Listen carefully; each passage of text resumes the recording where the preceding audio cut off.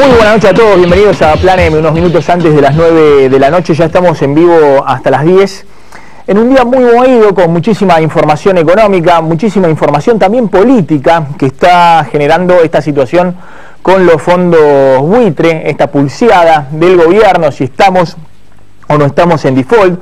Hoy es noche de viernes, noche de picada con periodistas, así que vamos a estar con 4 periodistas, 2 periodistas políticos, 2 periodistas económicos, para tratar de analizar el nuevo escenario que se abre desde el punto de vista económico, pero atención porque también político, en la Argentina a partir de lo que ha pasado durante toda esta semana.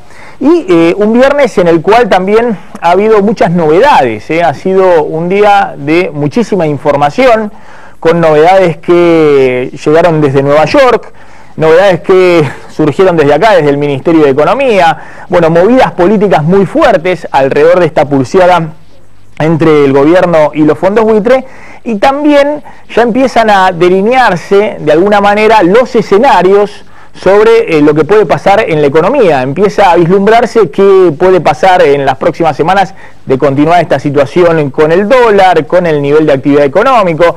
¿Cuál va a ser la reacción del gobierno? ¿Algún plan B el gobierno tiene que tener en algún lado si lo que era su plan principal, salir a buscar dólares al exterior después de haber hecho una serie de deberes que los mercados pedían, la ortodoxia y también buena parte de la oposición, ese plan queda ahora trunco o postergado hasta enero del 2015, bueno, el gobierno debe tener algún plan B. En un ratito vamos a conversarlo con los 4 colegas invitados esta noche en Plan M. En un rato vamos a hablar con Pablo Mendelevich, periodista del Diario de la Nación, con Ignacio Olivera Dol, periodista de ámbito financiero, que ha generado mucho ruido esta semana con sus noticias publicadas en uno de los principales diarios económicos financieros de la Argentina, con Mariano Borodich, que es periodista de El Cronista, un hombre que conoce mucho de las finanzas personales, que ha pasado, por ejemplo, hoy fue un día de muchísima compra de dólares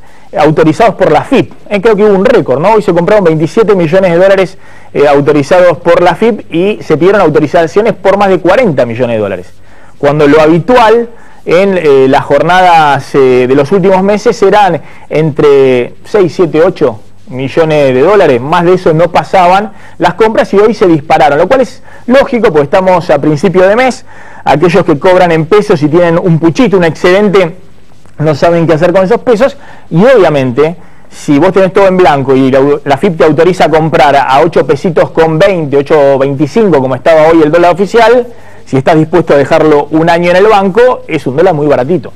Es un dólar 50% más barato de lo que cotiza en la calle, el dólar paralelo, que igualmente no se disparó.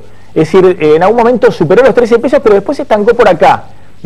12,80, que es el nuevo umbral del dólar paralelo. No hubo un desbande total. Hoy fue un día donde agencias calificadoras de riesgo dijeron que Argentina estaba en default. Bueno, hubo toda una discusión afuera de una declaración formal de default de una agencia de bancos privados sobre la situación que está viviendo la Argentina. E igualmente el dólar paralelo no se terminó de disparar y tampoco se derrumbaron como uno podía prever. Si Argentina estuviera en un default tradicional, los títulos, las acciones, es decir, los valores del mercado financiero argentino. Y el Banco Central, que hay que ver qué hace con este dólar oficial, que hasta ahora lo va llevando centavito a centavito de nuevo para arriba, pero trata de usarlo como ancla de toda la economía. Pero atención, este dólar no se disparó. Obviamente, si este tema no estuviese dando vuelta, tal vez podría bajar este dólar paralelo si ingresaran dólares a la Argentina, pero también es cierto que hay una inflación que tira para arriba este dólar. Bueno, ¿qué ha pasado hoy? Vamos a hacer un repasito de cuáles son las novedades de lo que ha sucedido hoy con Griesa, Axel Kicillof, el gobierno argentino y la política, mirando desde atrás. ¿Se acuerdan del esquema básico para entender qué está pasando con los fondos buitre? Bueno, por un lado un juez, el juez de Nueva York, Griesa, que le dice a la Argentina, paguen ahora 1.400, 1.500 millones de dólares y les bloqueo los 539 millones de dólares que ustedes enviaron al 93% de los acreedores que entraron al canje de deuda hasta que no arreglen con los buitres. Bueno, hoy Griesa le hizo un guiño a la Argentina, esa es una de las novedades que ha sido positiva, porque desbloqueó parte de estos 539 millones de dólares. 300 millones de dólares que van a bonistas europeos, Griesa los desbloqueó. Algunos creen que lo hizo porque era un despropósito que un juez norteamericano estuviera bloqueando también la posibilidad de que cobraran bonistas europeos, que en todo caso podía tener injerencia sobre Estados Unidos, pero no sobre las empresas europeas. Otros creen que desbloqueó los fondos que van a los bonistas europeos para separar la paja del trigo, es decir, para dejar ahora aislado 200 y pico de millones de dólares que tendrían que ir a pagar bonos en dólares con ley Nueva York en Estados Unidos. Y ahora Griesa podría tener a tiro esos 200 millones de dólares si quieren en algún momento embargar una parte y dárselo para que se cobren los buitres. Lo cierto es que esta es la novedad desde el punto de vista, si se quiere, positivo. Si Argentina estaba en una situación de default porque le bloqueaba Griesa la posibilidad de que cobraran gran parte de los bonistas reestructurados, los que entraban a los canjes de 2005 y 2010, bueno, sobre la tarde de hoy se conoció que una parte de esos bonistas ya podían recibir unos 300 millones de dólares que la Argentina había girado. Griesa dijo por una vez, pero bueno, es un gesto que hizo el juez de Nueva York. Igualmente sigue muy duro, ahora van a ver Griesa exigiendo al gobierno argentino que le pague a los fondos buitre. Bueno, además, ¿qué pasó? 3 calificadoras de riesgo, además de esta noticia de Griesa pagando a los bonistas europeos, 3 calificadoras de riesgo declararon el default de la Argentina. Standard & Poor's, Fitch y Dagons, que es una calificadora de riesgo chino, hasta los chinos nos declararon el default. Standard & Poor's norteamericana, Fitch creo que es inglesa hoy, o puede ser que tenga también capitales norteamericanos, declararon que Argentina estaba en un default selectivo, que pese a que había enviado los fondos, como esos fondos no habían llegado a los bonistas del canje, Argentina estaba en un default selectivo. Y esta Dagon es una consultora china, una calificadora de riesgo, la que le pone nota a los títulos de la deuda de los países que operan en China.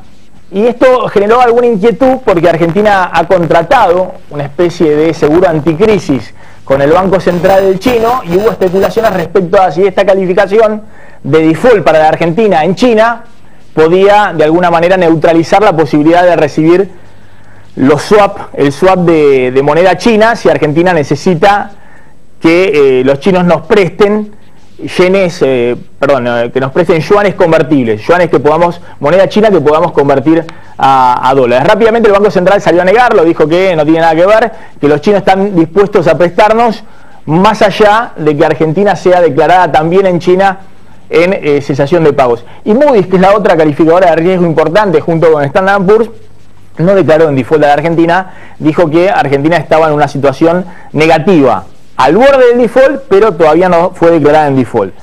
La otra novedad que se conoció es que un comité de bancos de inversión privados internacionales, que se llama ISDA, que integran los principales bancos de inversión del mundo, norteamericanos, europeos, japoneses, por ejemplo el JP Morgan, el Citibank, el Bank of America, el Nomura, el banco japonés, el Barclays, el banco inglés, declaró efectivamente el incumplimiento de pago de la Argentina.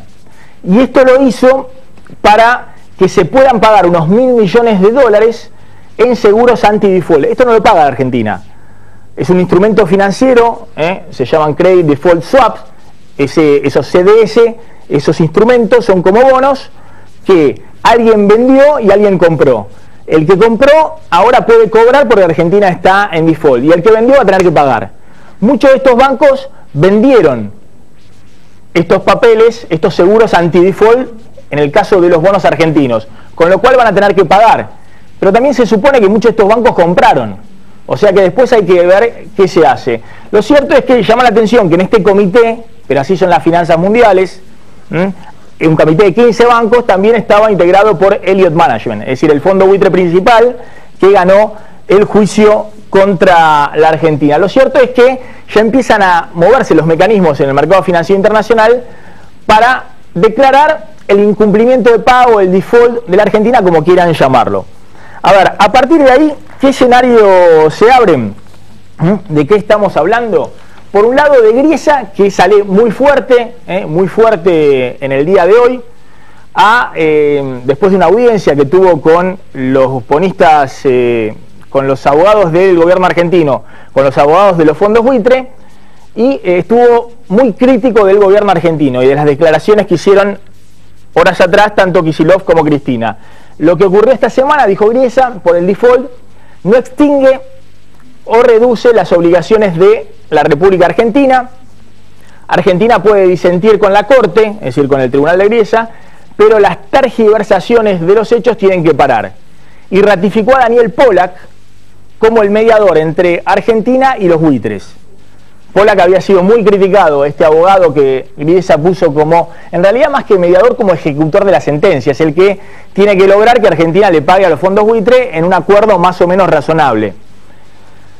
Kicillof lo había tildado de que se sacó la máscara, que en realidad juega full con los fondos buitre, y Griesa lo defendió hoy a muerte a Daniel Pollack. Dijo, esto no es un concurso de personalidades, si Argentina quiere seguir discutiendo cómo paga la sentencia, tiene que venir nuevamente y sentarse con los fondos buitre de un lado, Pollack en el medio y los abogados del gobierno argentino por el otro. Y hubo una reacción muy dura del ministro de Economía, Axel Kicillof, que calificó a Griesa como cómplice de una estafa millonaria. Directamente lo que dijo Kicillof es, este viernes se conoció que la sociedad privada ISDA, que justamente es la que integran estos bancos de inversión, inclusive el fondo buitre Elliott, estos 15 bancos que declararon a la Argentina en default para que se puedan disparar los seguros anti-default, en la que también participaron los mismos fondos buitres, dio lugar al pago de los seguros de default por un monto cercano a los $1.000 millones, los que le contaba recién. Si bien esto no implica que Argentina deba pagar absolutamente nada, ya que son transacciones entre privados, el seguro de default, hay un banco que vende y un inversor o un banco que compra, es como si fuera un instrumento financiero más. Favorece toda esta operación, dice Kicillof, a unos privados a expensas de otros, e intenta instalar el mensaje de que Argentina se encuentra en default. Kicillof diciendo, acá Griesa participó en una operación que termina perjudicando a algunos privados en detrimento de otros con la complicidad de Griesa. Pasemos la plaquita, vamos. La otra. Lo actuado por el juez busca favorecer a los fondos buitre. ¿Cómo puede ser que haya delegado en los fondos buitres la decisión de dar un stay a Argentina cuando estos mismos fondos podían tener ganancias multimillonarias si no arreglaban? Nunca mejor aplicada la frase juez y parte. Lo que dice Kicillof es, el juez le termina delegando en los fondos buitres la posibilidad de dar un amparo o no a Argentina, y como todavía no dio el amparo para que Argentina siga pagando normalmente a los bonistas, Argentina es declarada en default por este comité financiero internacional que favorece a los propios fondos buitre que están del otro lado del mostrador. Ahora, más allá de todo esto, Kicillof tiene que entender que así son las reglas del capitalismo y que obviamente si alguien paga un seguro de default, no es que busque perjudicar a Argentina diciendo Argentina está en default, porque yo creo que cuando el JP Morgan o Citibank le pague a Elliott, si tiene seguros anti-default, u otros fondos buitre, u otros inversores, el seguro porque Argentina cayó en default, esos bancos de inversión que no son ningunos tontos y que tienen gerentes y financistas que son pirañas, van a anotar eso como una pérdida. Acá hay $1.000 millones que unos le pagan a otros. Ahora, los que están de un lado y del otro lado del mostrador son todas pirañas.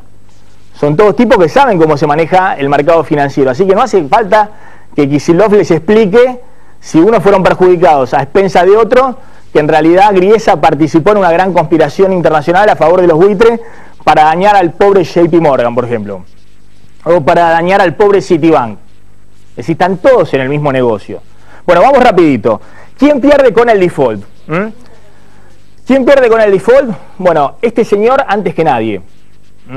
Daniel Osvaldo Scioli. ¿Por qué pierde con el default? Porque se le cierra la posibilidad de buscar financiamiento externo a la provincia de Buenos Aires. Estaba planeando emitir, mientras Argentina esté en esta situación, no va a poder buscar $2.000 millones como planeaba hace apenas un mes Scioli, para financiar obra pública y también tal vez para pagar gastos corrientes en la provincia de Buenos Aires. Pero no es solo Scioli, también está De la Sota en Córdoba, está Macri en la ciudad de Buenos Aires, está Paco Pérez en Mendoza. Lo que sucede es que Macri está en una situación mejor que Scioli, por ejemplo. Y Scioli, si no consigue financiamiento externo, va a ser más dependiente de Cristina. Va a necesitar que Cristina le imprima pesos en el Banco Central y se los envíe. Y obviamente Cristina, a cambio de eso, le va a pedir un montón de cosas. Es decir, Scioli queda mucho más dependiente de la Casa Rosada si no logra abrir una ventanilla de financiamiento externo. Y lo mismo le pasa a otros gobernadores. Por eso esto se da en una situación paradojal.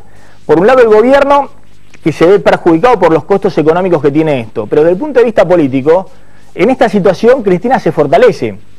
Ahora lo vamos a hablar con Pablo Mendelevich y con Mariano Martín, no solamente porque desde el punto de vista político la gesta antibuitre le ha sumado en las encuestas, o le permite disciplinar a todo el arco del oficialismo o descolocar a la oposición, sino también porque va a haber gobernadores del justicialismo que pensaban cortarse por la libre, salir a emitir deuda en el mercado financiero internacional y conseguir los dólares con los cuales financiar su plan de obras para la campaña del año que viene, y ahora el único financiamiento que van a tener son dos alternativas.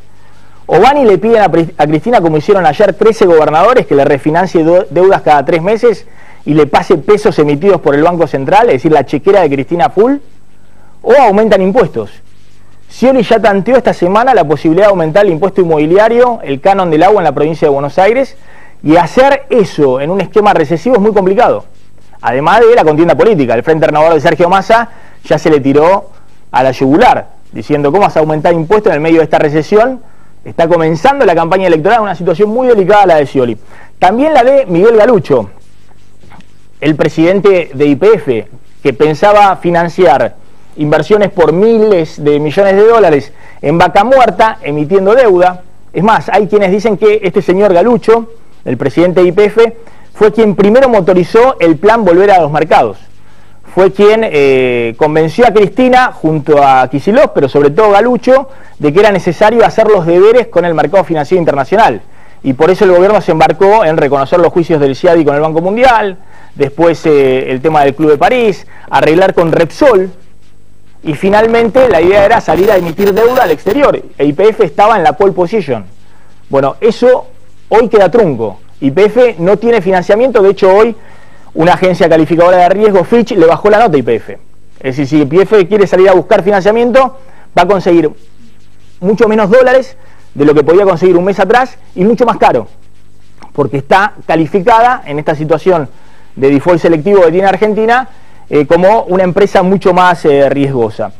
Y después también hay sectores económicos que van a ser principalmente perjudicados. Las empresas privadas, este es el gran temor que tiene Kicillof si se prolonga la situación de default, que haya una especie de credit crunch, se llama, es decir, un ajuste del crédito de las empresas privadas, porque Argentina sube las tasas de interés, porque se le cierran los mercados de financiamiento internacional y las empresas privadas no tienen financiamiento para sus inversiones.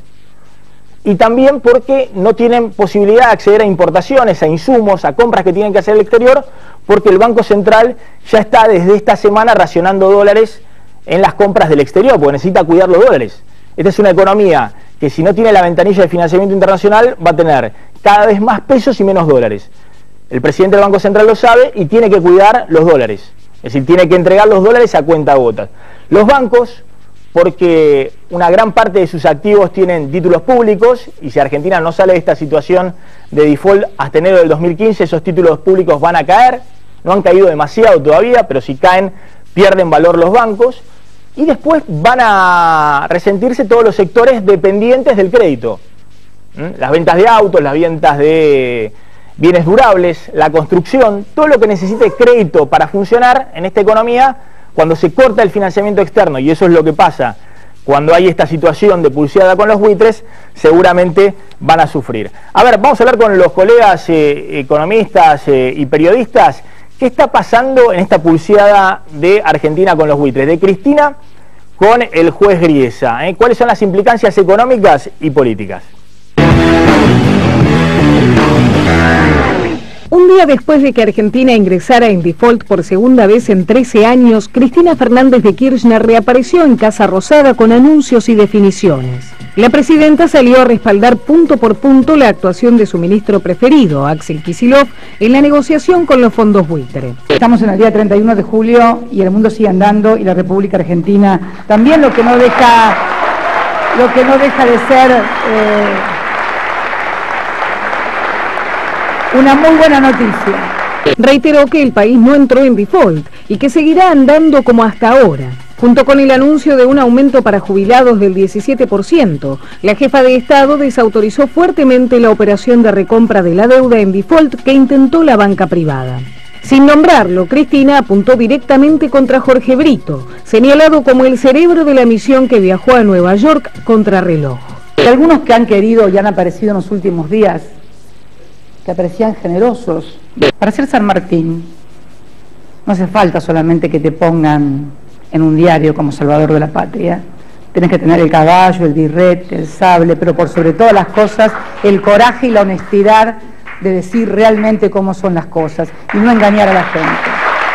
La jugada de Brito que Kicillof y la presidenta fulminaron contaba con el aval de un sector del gobierno en el que se destacaban el presidente del Banco Central, Juan Carlos Fábrega, y el secretario de Legal y Técnica, Carlos Zanini. Forzada por las circunstancias, Cristina parece decidida a profundizar la campaña antibuitre hasta enero y potenciar la candidatura presidencial de Kicillof para 2015. El más perjudicado es el oficialista que mejor mide en las encuestas, Daniel Scioli. El gobernador bonaerense no solo verá complicadas sus chances de conseguir financiamiento en el exterior, además deberá enfrentar cuestionamientos cada vez más directos de la presidenta, que por ahora prefiere no mencionarlo. Esto no va a ser para improvisados, esto no va a ser para alguien que hable bonito, esto no va a ser para alguien que el asesor de imagen le diga ponete la carbeta, sacate el sombrero, saluda así o saluda así.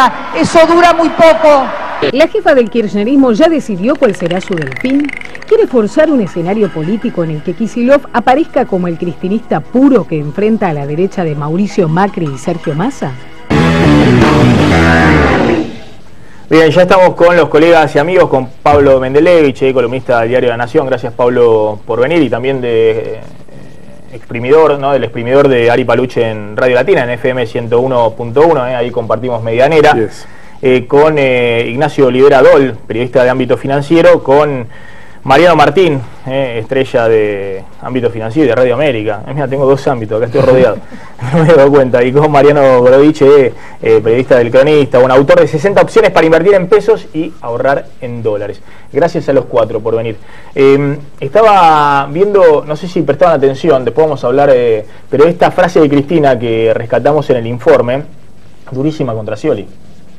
Pasó desapercibida porque la dijo Cristina en el patio de las Palmeras, pero ahí estaba con la cámpora y con la militancia de la cámpora, diciendo que los tiempos que vienen no son para improvisados, no son para los que le preguntan al asesor de marketing cómo ponerse la carbeta, dijo, pero bueno, la corbata se supone, y tampoco son para los que creen que ser dirigente político es estar en la poltrona de una gobernación. ¿La carbeta, la corbata? La corbeta en la corbata, bueno, muy dura con Scioli.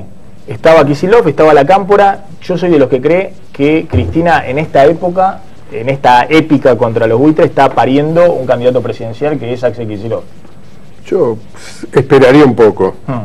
Yo esperaría un poco porque van a pasar muchas cosas en los próximos días y hay como una especie de manía argentina. Nosotros tenemos esa cosa de instalar presidenciables que después se desvanecen o se pulverizan instantáneamente, ¿no?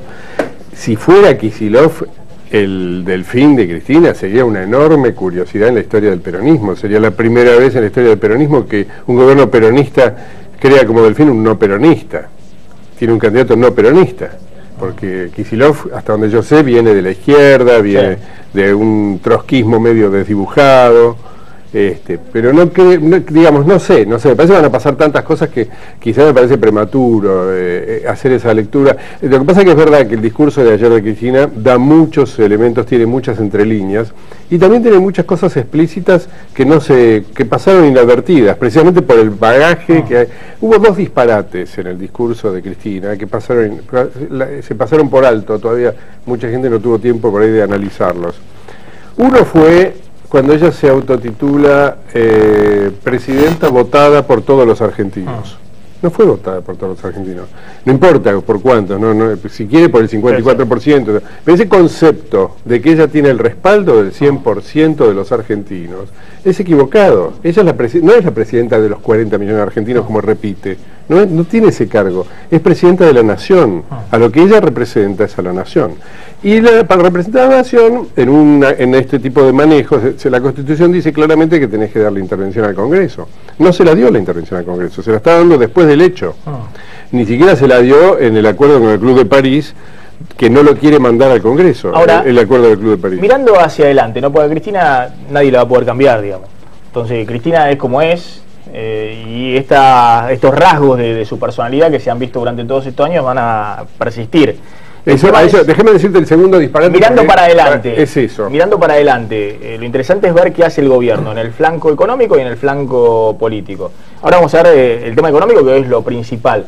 Yo decía que en el flanco político me parece que Cristina, desde la semana que viene, con buena parte del ultra-kirchnerismo, inicia una campaña, una gesta antibuitre, sobre la cual cabalga, suma desde el punto de vista de las encuestas, y le permite instalar a alguien que... Pero te falta juntar dos datos, sí. Maxi. Vos hiciste recién un excelente análisis de lo que va a pasar y el impacto del default en los distintos partes de la economía. La economía va a empeorar. Entonces ese dato tenés que juntarlo con las intenciones del gobierno. O sea, el escenario, el clima, el ambiente va a ser de un empeoramiento de la economía. Y estamos hablando a futuro, pero en realidad ya lo que está pasando en este momento en los operadores económicos es que están sumergidos en una asfixiante incertidumbre. En estas últimas 72 horas en la economía hay una enorme incertidumbre. ¿Cómo haces para pagar sueldos, decidir la estabilidad del personal, decidir importaciones? Es una apuesta política con un alto riesgo económico el que hace Cristina, pero uno puede dejar de ver, ayer Massa y Macri pensaban que Cristina designaba a Kicillof como su candidato, que no lo va a hacer ahora, todos van a postergar lo más posible las candidaturas, y que definitivamente, si persiste esta situación, lo corre del medio a Scioli. Entre otras cosas, por esto que contaba, Scioli con una situación de default y el kirchnerismo jugando a la épica antibuitre, no es el candidato. No es el candidato porque va a quedar totalmente dependiente de la Casa Rosada. El tema, Maxi, es que es una candidatura demasiado atada a una cuestión muy puntual y coyuntural que tiene que ver con esta negociación. Así como en algún momento el candidato del oficialismo lo viene fogoneando, puede ser Randazzo, que tranquilamente podría hacerlo, está estrictamente atado a cómo le vaya con los trenes. Los trenes tienen que andar impecable, la gente tiene que dejar de viajar pésimo como estaba viajando en los últimos tiempos para que sea un candidato potable. De la misma manera, Kicillof tiene que ser el capitán de una negociación que termine de una manera más o menos lógica. Que la economía no te termine de hundir el capital político que estás creando con la gesta antibuitre. Sí, yo me parece que más que el lanzamiento de los candidatos, lo que hace Cristina es algo que ha hecho mucho a lo largo de estos últimos años, que es marcarle la cancha y acotar a quien se presenta como su mayor sombra momentáneamente. En un momento donde ella, bueno, se sabe, no tiene reelección, no hay posibilidad. ¿Y quién es Scioli? Me parece que hoy está yo coincido en eso con vos, me parece que está marcándole la cancha a Scioli, que lo ve circunstancialmente con un fuerte crecimiento, entonces dice, bueno, pará, todavía la presidenta soy yo, hasta diciembre del año que viene todavía soy yo. Parece que está marcando un poco los tiempos políticos, del pulso político, que es donde me parece que Cristina se hace fuerte también. Creo que, no sé... El lunes hay paro, el lunes y martes hay paro en la provincia de Buenos Aires. El Frente Gremial de Baradel, Petrosini, hay paro. Hay condiciones para hacer el paro innegables, porque los salarios docentes quedan de nuevo atrás de la inflación, como la jubilación y otras tantas cosas. Bueno, pero vos fijate, ¿por qué se animan los docentes de Baradel a ir a un paro nuevamente de 48 horas y no se anima Yasky, por ejemplo, a pedirle, no sé, la suba de ganancias y demás. Maxi, pero ahí tenés otra cosa. Hay una mano de la con rosada detrás del paro de 48 horas que va a enfrentar Scioli lunes y martes. Es que ahí también tenés una cuestión de coyuntura que es el reinicio de las clases. Los gremios, de hecho, si vos lo ves a nivel macro, a nivel centrales obreras, bajaron las demandas por ganancias. Moyano dijo, voy a hacer un paro nacional en la primera quincena de agosto. Ya es la primera quincena de agosto. ¿Vos ves la fecha? No la lanzó todavía. Es muy probable que no lo largue hasta la segunda quincena, y si lo larga, y de acuerdo a cómo vaya esta negociación. Es que Moyano queda en offside con el tema de los buitres. Cristina se lo dijo claramente a Caló. Caló iba a hacer un paro antes que Moyano a este ritmo. Sí. Pero el tema de los buitres a Cristina le sirve para enfrentar el frente interno, sindical y político. 15 minutos. 15 minutos.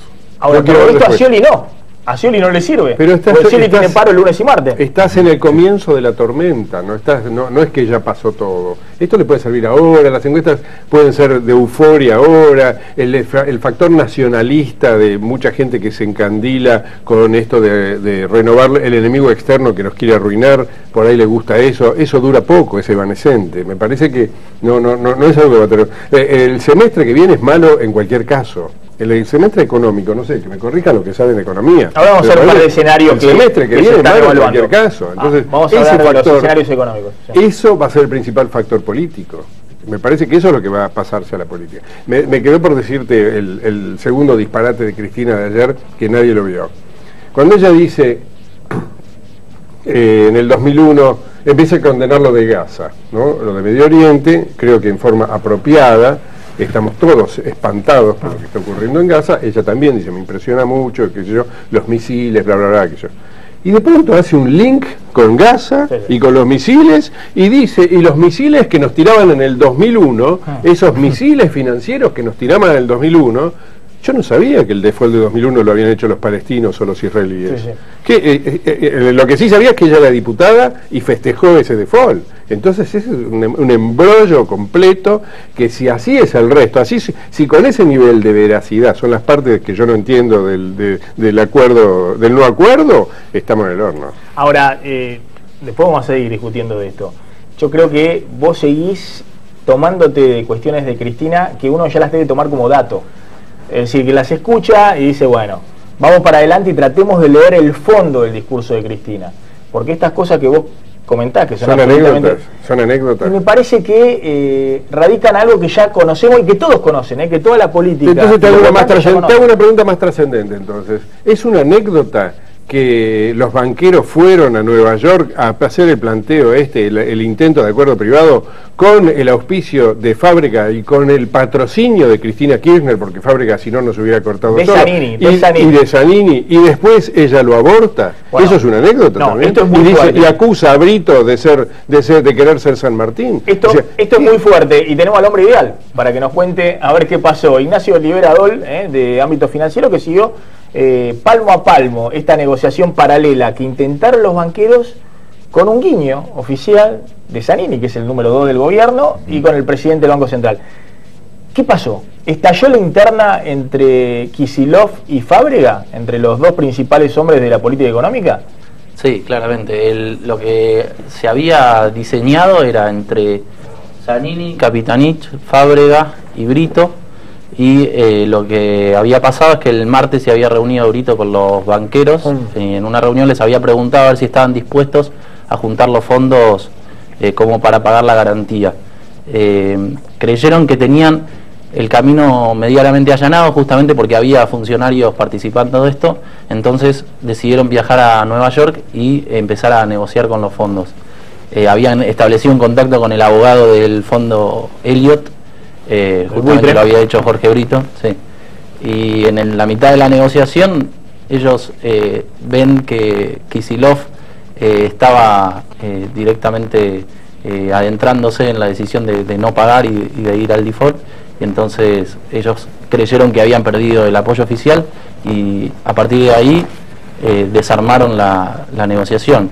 Incluso dicen que los fondos buitres ya estaban pidiendo mayores exigencias porque tenían cierto temor a no cobrar. Ahora, ¿por qué crees que se desarma todo? Acá hay dos versiones y podemos mostrar ahí a Fábrega y a Kicillof, porque a Kicillof todos lo conocen, pero a Fábrega no.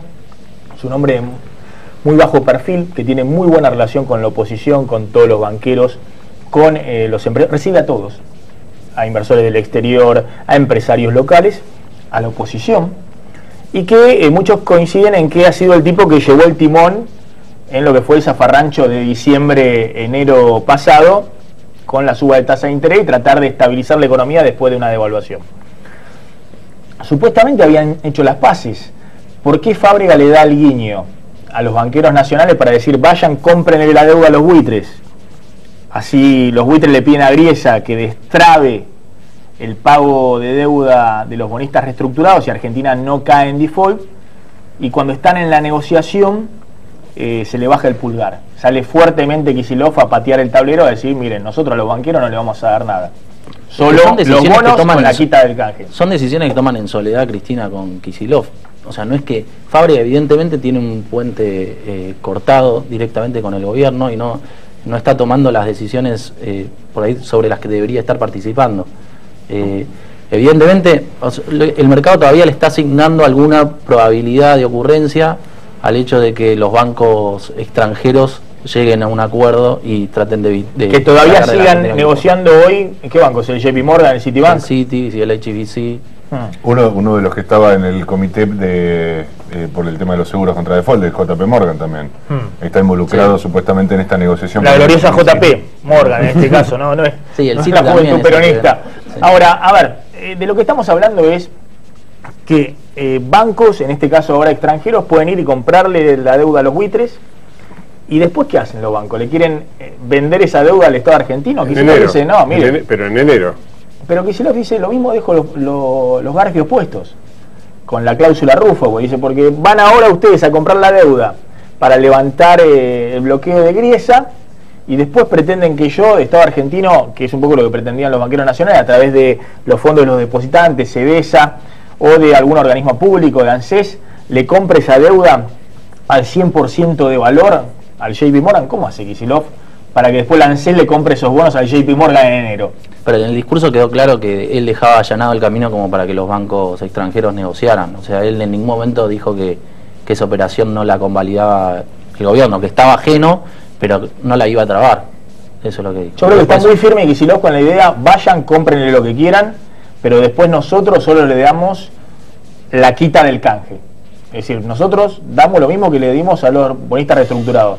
Hagan la pérdida a los bancos extranjeros, que además hay muchos que tienen bonos de la Argentina, porque el JP Morgan se quedó con todos los bonos del Bonar 2034 que se emitió para el pago de Repsol. Si esos bonos caen, el JP Morgan se clava. Si esos bonos suben, hacen ganancias. Entonces me parece que está muy firme el gobierno en decir, no voy a quedar con las manos puestas compensando ni a Brito ni a los bancos extranjeros. Lo que pasa es que nadie puede entender el suicidio que sería para el gobierno dejar correr las cosas evolucionen como están evolucionando. O sea, el gobierno se perjudica a sí mismo si no sale del default, porque no va a acceder a financiamiento externo y va a tener que afrontar la segunda parte de 2014 y todo el 2015 con escasez de divisas, con inflación. O sea, va a perpetuar todos los problemas que está sufriendo en este momento y se va a profundizar el deterioro. En realidad le hace un favor a la oposición con esto, me parece. No es en un punto el escenario que propicia, dentro de las malas opciones que tiene la Argentina, no es el escenario que propicia Kicillof diciendo, bueno, listo, vino la justicia estadounidense, nos quiere aleccionar, nosotros vamos a aleccionar al mundo acerca de cuáles son las consecuencias de este tipo de manejos financieros. Da esa impresión, por lo menos hay quienes dicen, dentro del gabinete está Kicillof tratando de convencer a Cristina de que ya está, no hay reelección, el camino hacia 2015 es lo que le queda. Bueno, hagamos esta gesta de mostrarle al mundo hasta qué punto nosotros vamos a dejar sentado este ejemplo. Está claro que eso le reditúa políticamente, el relato o la forma de comunicarlo políticamente, eso le reditúa, pero económicamente no. O sea, nunca le va a favorecer todo este escenario que viene después de un default. O sea, claramente eso políticamente no le va a servir. Porque no caer en default, ¿cuál sería la alternativa? ¿Pagar claro, con el riesgo de la activación de la cláusula Rufo? Acá hay dos hipótesis. Una es, la verdad que el gobierno hoy, en esta situación, está atado de manos. Supongamos que en vez de Kicillof estuviera Labaña. Labaña ha dicho, está dividida la biblioteca. Labaña ha dicho, miren, acá no se puede hacer nada. Hasta enero del 2015 no se puede pagar la sentencia Griesa porque corremos un riesgo muy pequeño, pero riesgo al fin de que se active la RUFO, que son posibles demandas multimillonarias para la Argentina de los bonistas que ingresaban a los canjes. Además, el gobierno ha dicho esto permanentemente, así que ya con lo que dijo el gobierno, los bonistas que ingresaban a los canjes tienen muy buenos argumentos para demandar al Estado argentino si hace algún tipo de negociación. O sea, que el gobierno se ató de mano. Una puede ser, lo hizo a la Labaña. Labaña no se puede pensar que quiera justificar al gobierno, está con Sergio Massa. La otra es lo que dicen otros economistas de la oposición. No, el gobierno utilizó esto como excusa, se embandera hasta enero con la bandera de la gesta antibuitre, lo instala a Kicillof y después ve en enero, según cómo vaya la economía, si la economía cae mucho, bueno, negociará con los buitres, y si la economía no cae, bueno, sigue y se va comiendo las reservas. Yo creo que reserva vencimientos, para pagar los vencimientos de deuda hasta diciembre del 2015, de reservas, las reservas no pueden caer a cero, pero le quedan 15.000 millones para pagar. Y con eso cumple con los vencimientos. Ahora le entrega al que viene en diciembre de 2015, le entrega un banco central repleto de pesos por todos lados y con muy pocos dólares. No, sí, y aparte tenés los encajes de los bancos dentro de las reservas, ¿no? Desde luego que van a esperar... Hay 8.000 millones que no puedes tocar de la reserva. Claro, sí, que también son encajes de los bancos. Lo principal acá es que seguramente son estos 5 meses, ¿no? Desde agosto a enero, qué es lo que va a pasar. Y desde luego no le queda otra al gobierno, al no poder, al tener déficit y seguir gastando mucho más de lo que recauda, porque no va a bajar el gasto, por lo que se ve, va a seguir con déficit, no poder endeudarse afuera, no le queda otra que salir a emitir. Emisión que va a generar desde luego mayor inflación, como genera siempre.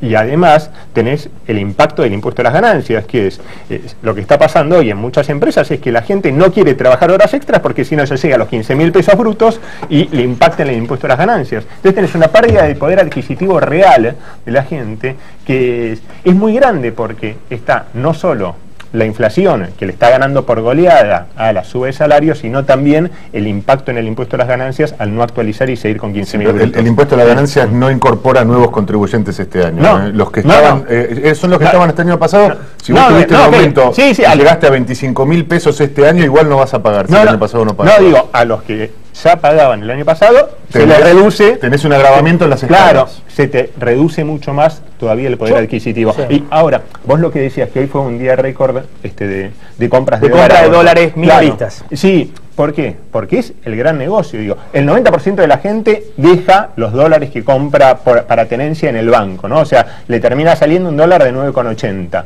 Pero el que tiene pesos... No, se lo lleva entonces. Si es con 9,80, se lo lleva en billete físico. Claro, se lo lleva en billete. Digamos que si alguien lo quiere tener un año en el banco y comprarlo a 8.25, hay cero riesgo.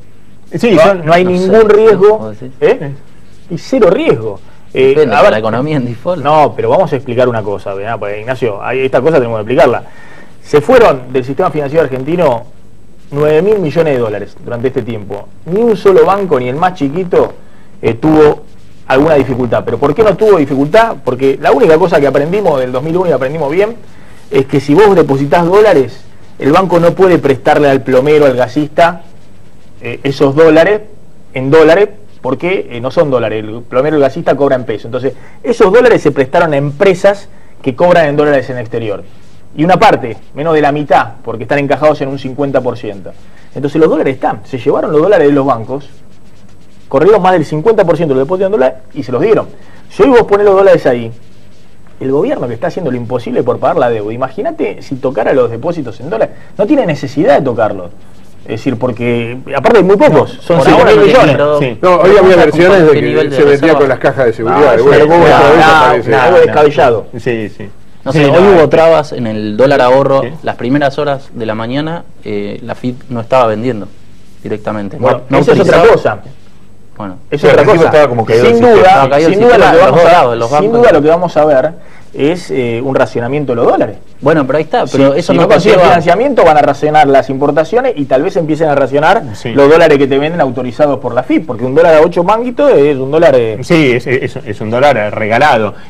A ver, ¿qué está pasando? Vos decías, no subía mucho el blue, se quedó en 12.80. ¿Por qué? ¿Por qué? Vos, Pablo, una pista dabas, ¿no? De que cuando preguntabas, ¿cómo hacen hoy las empresas para pagar los sueldos? Y tienen que salir a rematar los dólares que tienen ahorrados. Y hoy, al ser día 1 del mes, siempre tratan las empresas de esperar hasta último momento a ver si les llega algo más algún pago más antes de salir a rematar los dólares. ¿Por qué? Porque digo, con el aumento de la inflación y que no lo pueden trasladar a los costos, porque digo, las ventas ya le cayeron tanto que si trasladan a costos le van a caer mucho más, entonces no les queda otra que salir a rematar los dólares que tienen para poder pagar los salarios de los empleados y para poder cubrir los cheques a los proveedores también.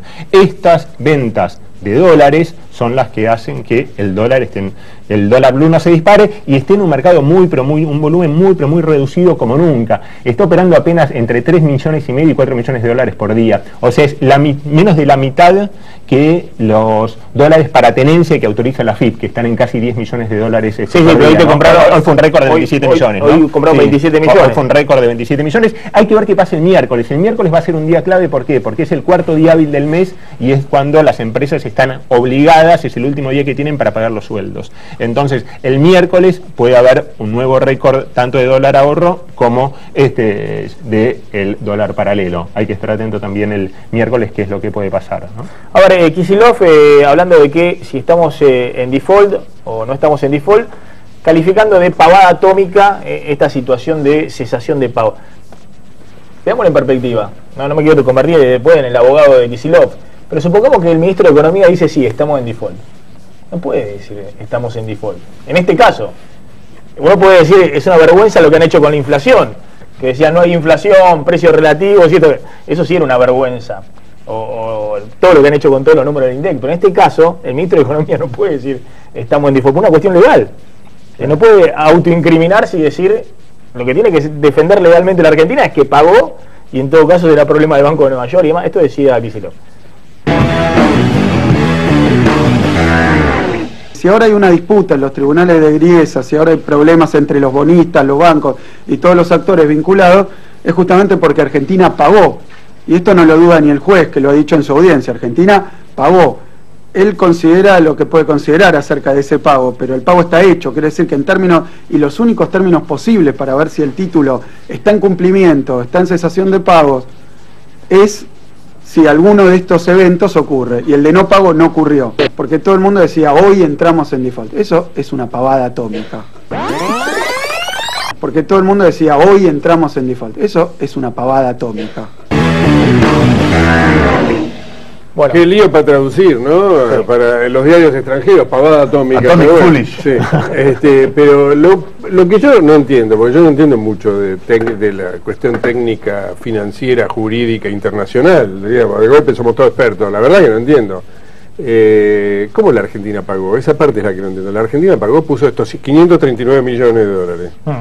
No pagó. La Argentina puso 539 millones para los reestructurados 2005 y 2010. No pagó la sentencia, que son 1.600 millones. Y ahí es el default. Y si el problema está que no pagaste la sentencia, que estás desacatando a Griesa. Perdón, técnicamente el default es no haberle pagado a los reestructurados. Lo que pasa es que hay dos.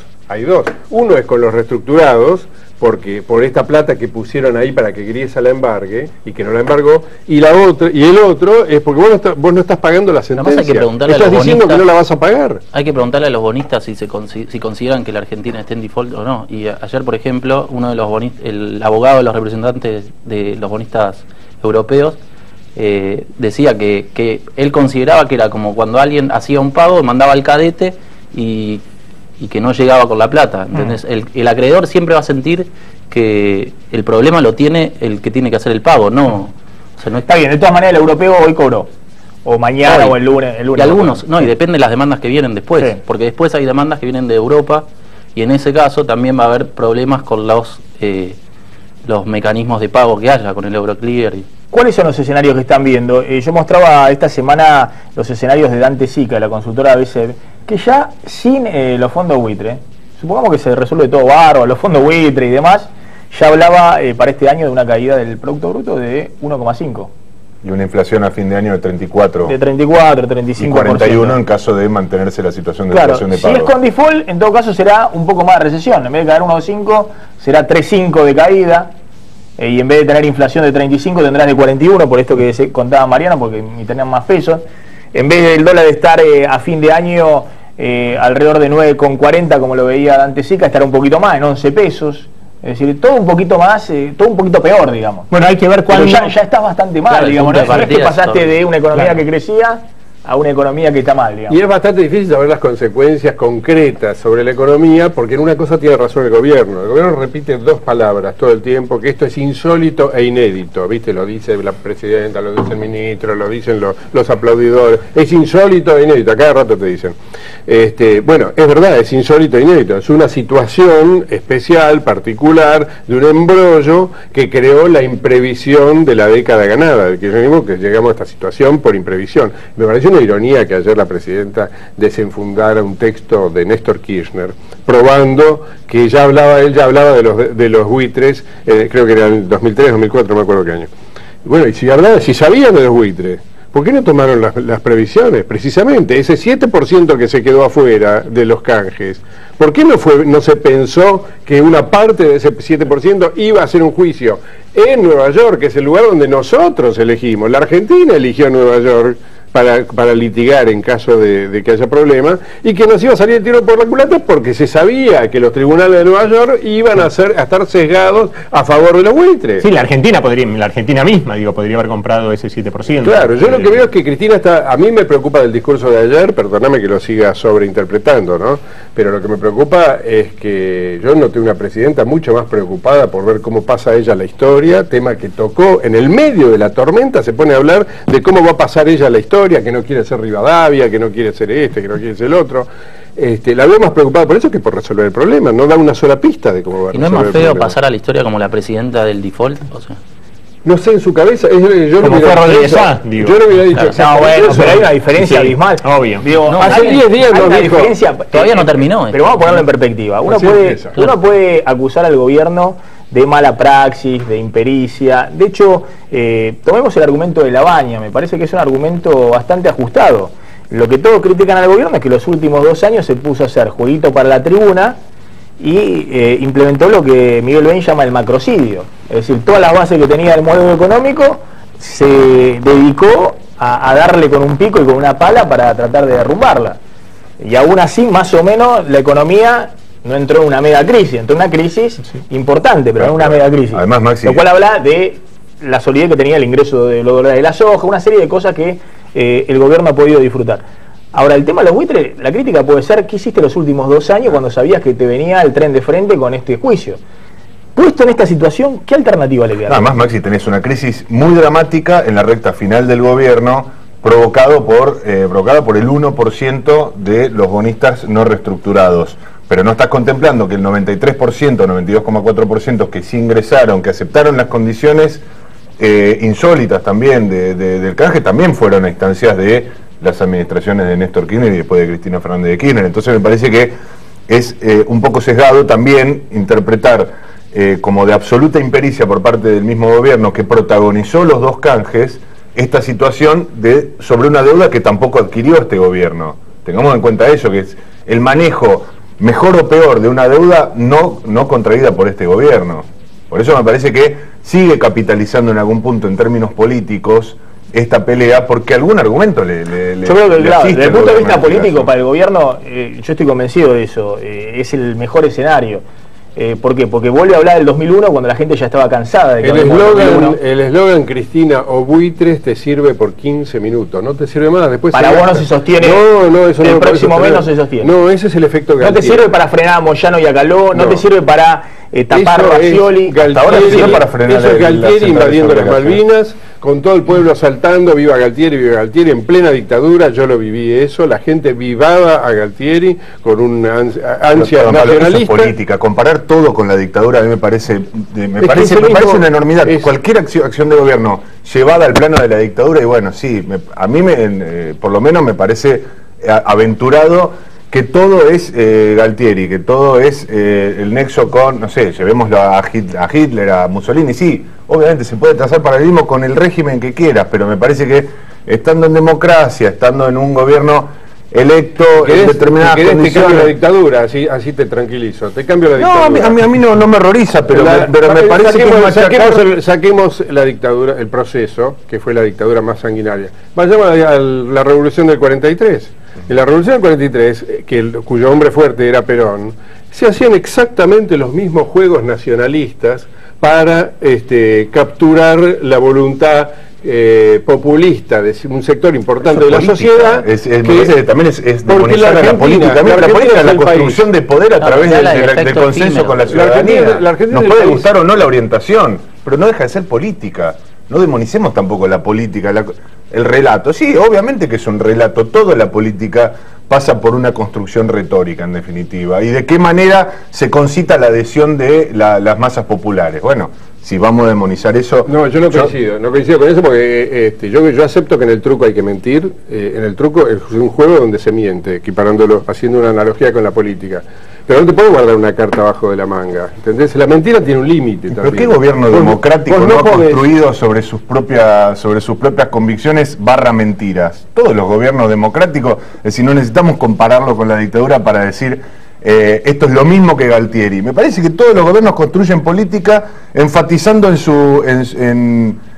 los factores donde son fuertes y tratando de ocultar, como lo ha hecho también este gobierno, por supuesto, sus debilidades. Me parece que es política. Yo no estoy diciendo que esto es lo mismo que Galtieri. Yo lo que te digo es, hay un mecanismo de la sociedad argentina, o de parte de la sociedad argentina, de encandilarse con fenómenos y convertir en gardelianos a determinados líderes y dirigentes que lo complacen en su vena nacionalista. Y esto pasó, en su momento pasó con Alfonsín, después pasó el enamoramiento con Menem, todo eso lo vivimos, para hablarte de presidentes democráticos. Y después hubo una decepción que fue directamente, inversamente proporcional al enamoramiento, y un estrepitoso choque contra el piso, ¿entendés? Nos desencantamos, nos encontramos con eso de buenas a primeras, y en el caso de Malvinas fue donde mejor se vio, porque el día que pierde la guerra Galtieri pasa a ser el último diablo de la Argentina, el mismo al que habían privado les hago una última pregunta. A principio de año todos creíamos que Argentina, que Cristina había decidido terminar bien su gobierno, sin hacer lo posible por ordenar un poco los platos que se le habían caído de la estantería y dejar algo más o menos ordenadito. No estábamos hablando de que la economía iba a volver a crecer al 5 o 6%, eso ya fue, para eso se necesitan otro tipo de inversiones, un reformulamiento de toda la política económica, no le daba para eso, pero llegar más o menos ordenado. Lo que se está discutiendo ahora en estos días es un poco lo que vos planteás, es decir, Cristina apuesta al rédito político de corto plazo, pero puede poner en juego el terminar el gobierno lo más ordenado posible. Mirá, yo creo que este es el peor escenario para Cristina y su obsesión por pasar a la historia, porque ella creía que iba a pasar a la historia con la década ganada y con el homenaje por la década ganada, y resulta que la década ganada es un sándwich de default, empieza con default y termina con default.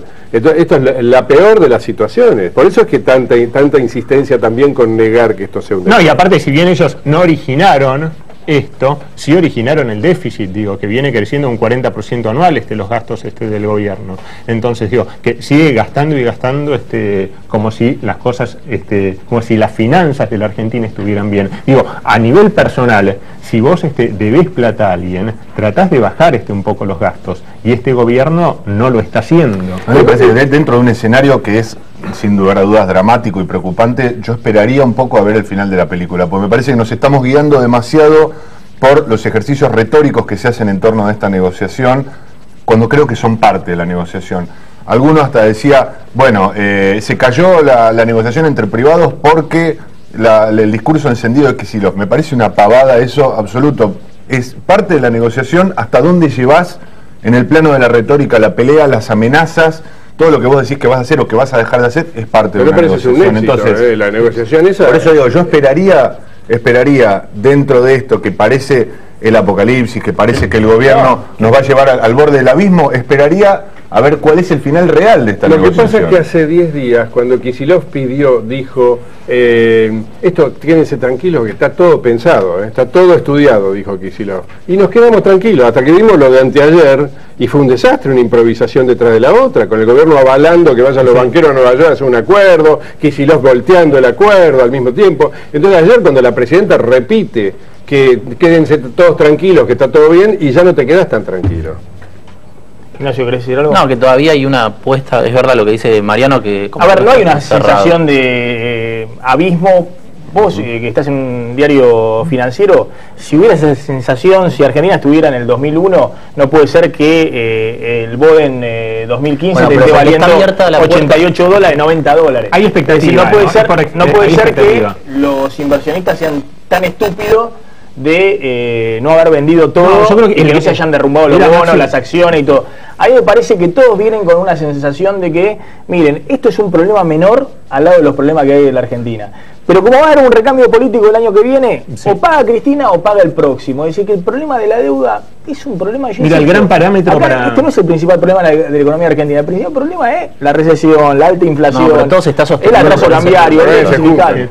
Mira, el parámetro para tener en cuenta es el contado con liquidación, ¿no? Que significa el dólar... fuga, claro, la fuga de dólar blanco. Claro, el dólar que vos podés comprar en la bolsa para después venderlo en Nueva York. O sea, la forma de fugar dólares. Hoy está a 10 pesos. No subió para nada en todo este contexto. Ahora, vos decís que hay que esperar. Es cierto que hay que esperar. Pero ¿qué es lo que está pasando hoy en la calle, en la vida cotidiana de la gente? Tenés cada vez más comercios que te ponen tarjetas suspendidas. ¿Por qué te suspenden las tarjetas? Porque no pueden esperar los 30 días que les demora la tarjeta de crédito en acreditarle la plata. Porque a los proveedores le tienen que pagar ya. Y está muy deteriorada la cadena de pagos, con grandes empresas que están pagando a 90, 120, hasta 180 días. Ese es el principal problema. Ese es el problema. A mí me parece el problema real de la economía. Va un poco por ahí, y yo que soy muy... Porque ve Mariano en los sindicatos que... Sí, totalmente. O las suspensiones o tratar de frenar. Digamos, que no es que no tengan elementos ni para llevar adelante medidas de fuerza, ni para protestar, sino que se ven tan superados por la situación macro que dicen, si nosotros salimos ahora a reclamar lo que nos corresponde, y creemos que nos corresponde, que es ganancias por los despidos, las suspensiones, la guita de las obras sociales, evidentemente una porción de la población inmediatamente nos va a asociar con destituyentes. Entonces me parece que se están guardando con esta lógica racional que suelen tener los dirigentes sindicales hasta ver cómo evoluciona el escenario. La oposición también se está guardando, está viendo a ver cómo... Sí, yo tampoco veo un escenario, tampoco veo opositores diciendo mi plan es este, el gobierno hizo un desastre, tenía que haber hecho porque esto. Todos quieren que cuidarse. podrían haber capitalizado perfectamente este momento en la oposición, La verdad, yo no los he visto. Gracias, colegas. A ver, tandita, ya nos vamos a una tanda y volvemos. Gracias a la Tiberina, no probamos nada. Estas bombas son exquisitas, Te hacen olvidar, pues mira, Ignacio, vos que estás obsesionado, preocupado por el tema del por un segundo te olvidás de todo. De todo. Te olvidás de Uriesa, de los buitres. Pero bueno, la de queso y papa están espectaculares. Gracias a la Tiberina, ahí el resto de comida italiana está riquísima, y es pastas, todo, se come bárbaro. Un día te voy a invitar, Mariano. Ojalá. Sí, vamos solo a él lo vas a invitar. Ahí en ponemos Yo quiero decir una cosa. Mariano les cuenta. Ahí en Fitzroy 1855 La Tiberina, llama al 4771-7333. Una cosa brevísima, que finalmente yo coincido con Mariano en que hay que ser prudente, hay que esperar y que pueden pasar cosas más tranquilizadoras, no es el apocalipsis, eso no quiero quedar en esa posición, pero bueno, es preocupante, pero no, que hay que esperar y ser prudente me parece que es lo mejor. Tanda y volvemos.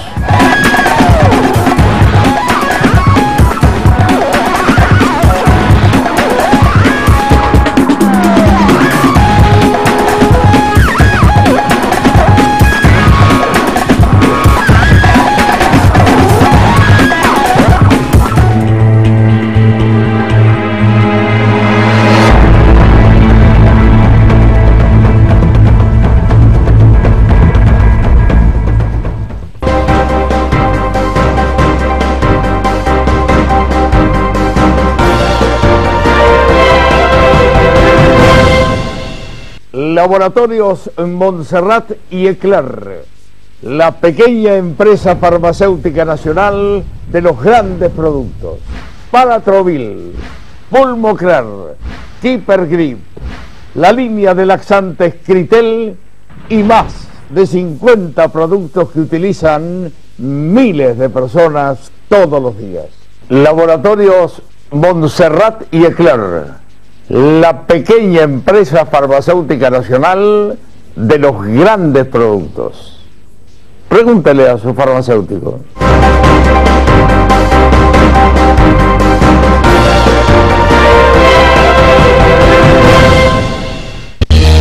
Probá el nuevo Ensure Advanced Shake y dale un giro a tu vida, porque después de los 40 años perdés hasta el 40% de masa muscular y con ella tu fuerza. Tomá Ensure Advanced Shake, que contiene proteínas, vitamina D y el exclusivo HMB, un nutriente especial para tus músculos, para que te sientas fuerte y lleno de energía. Ensure Advanced Shake, fuerza para tus músculos, energía para vos.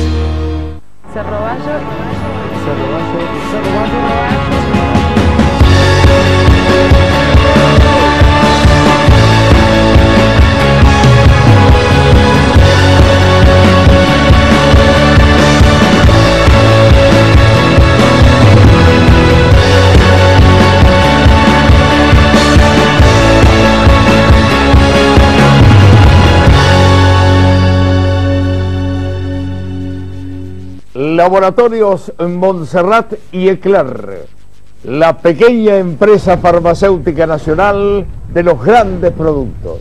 Palatrovil, Pulmoclar, Keeper Grip, la línea de laxantes Critel y más de 50 productos que utilizan miles de personas todos los días.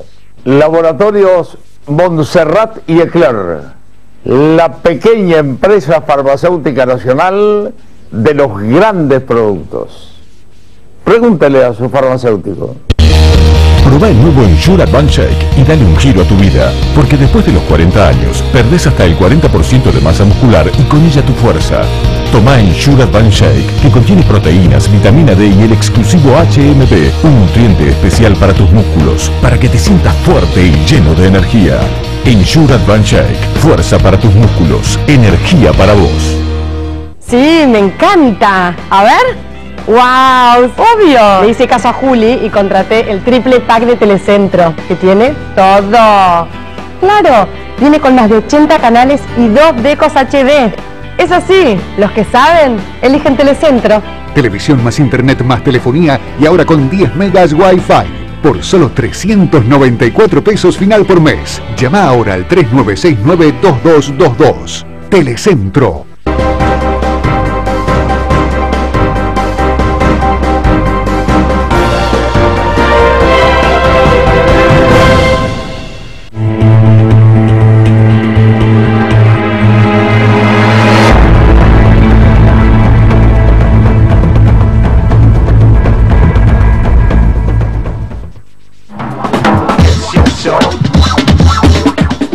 Mirá qué facha, entre la nata y yo, ¿quién es más fachero de los dos?